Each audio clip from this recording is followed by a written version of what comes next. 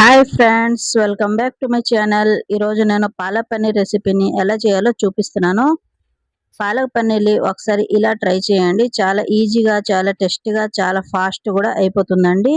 మన ఛానల్ని మొదటిసారి చూసినట్లయితే తప్పకుండా సబ్స్క్రైబ్ చేసుకోండి.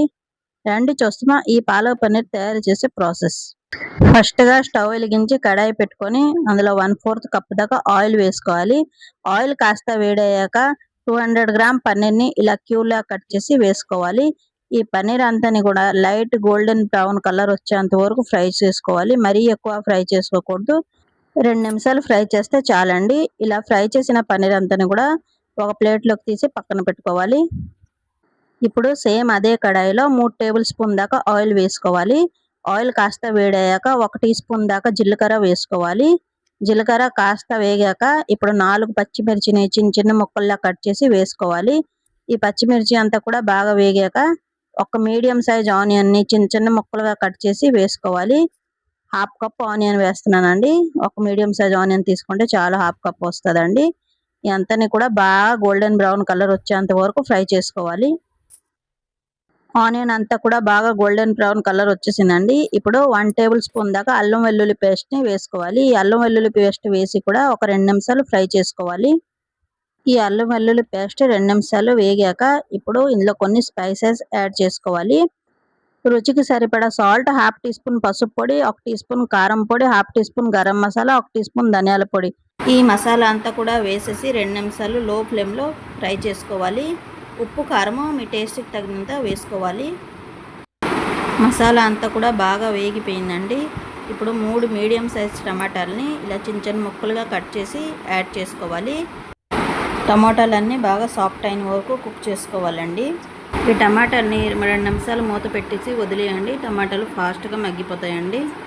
టమాటాలన్నీ మెత్తగా ఉడికిపోయినాయి కదండి. ఇప్పుడు 1 టీ స్పూన్ దాకా కస్తూరి మేతి యాడ్ చేసుకోవాలి. ఈ కస్తూరి మేతి యాడ్ చేసి ఒకసారి బాగా కలుపుకోండి. మసాలాలంతా కూడా బాగా వేగిపోయేది కదండి. ఇప్పుడు 350 గ్రామ్ దాకా పాలకూరని ఇలా సన్నగా కట్ చేసి వేసుకోవాలి. ఈ పాలకూరలో లాగున్న నాడలన్నీ తీసేసి ఉత్తి ఆకుని ఇలా సన్నగా చాప్ చేసి వేసుకోవాలి.